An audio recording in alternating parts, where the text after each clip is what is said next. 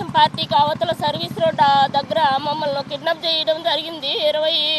28వ తేదీ మధ్యాహ్నం 11 పైన 12 లోపల కిడ్నాప్ చేయడం జరిగింది. కిడ్నాప్ చేసి మమ్మల్ని రాజంపేట నుంచి తర్వాత రాయచోటికి తర్వాత మదనపల్లికి తీసుకెళ్ళడం జరిగింది. మదనపల్లికి పోయేలేకే మాకు నైట్ 2 అయిపోయింది. అప్పుడు మమ్మల్ని రూమ్లో బంధించేశారు. బంధించేసి మమ్మల్ని తిట్టడం జరిగింది.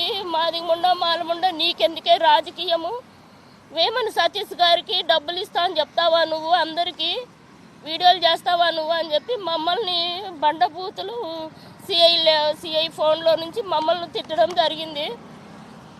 మేము భయపడి ఇంకా వేమన సతీష్ గారు కూడా ఆయన చేసిన తర్వాత వేమన సతీష్ గారు కూడా చేయడం జరిగింది ఫోను ఆ సారి సెల్లుకి. ఇంకా మేము భయపడి ఆ వీడియో మాకు ఇవ్వలేదు, వేమన సతీష్ గారు మాకు ఇవ్వలేదు అని చెప్పి నేను ఆడక్కడ అబద్ధాలు చెప్పడం జరిగింది. ఎందుకంటే అక్కడ నుంచి తప్పించుకోవడానికి, నా భర్తని, నా బిడ్డల్ని, నా ఫ్యామిలీని రక్షించుకోవడానికి అలా చెప్పడం జరిగింది. అక్కడ నుంచి మేము బయటపడినాము. ఇంకా అవి వీడియో చేయించుకున్న తర్వాత మా పిల్లలు మేము వీడియో ముందుకు వెళ్తాము, మా అమ్మ మా నాన్న ఎక్కడున్నారో మాకు తెలియడం లేదు, నిన్నటి నుంచి కనపరాలేదని చెప్పి రాజంపేటలో తెలుగుదేశం పార్టీ ఆఫీసుకు ఫోన్ చేయడం జరిగింది నా బిడ్డలు.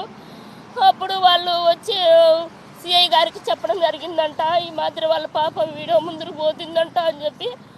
అప్పుడు వాళ్ళు మాకు ఫోన్లు చేసి ఈ మాదిరి చెప్పండి మీరు, లేకుంటే మా ఉద్యోగాలు పోతాయి, మాకు 2 కొడుకులు, నా ఉద్యోగం పోద్ది, అది ఇదని సిఐ గారు చెప్పడం జరిగింది. మేము చెప్పమన్నాము. మీరు చెప్పమంటే మీ పిల్లలు ఎక్కడున్నారో మాకు తెలుసు, మా దగ్గర ఉన్నారు, మేము మీ పిల్లలు మీ భర్త వద్దా మీకు అని మమ్మల్ని బెదిరియడం జరిగింది. సరే అని నా బిడ్డలు కావాలి కదా అనే ఉద్దేశంతో నేను మా బిడ్డకు ఫోన్ చేసి అమ్మ వీడియో ముందర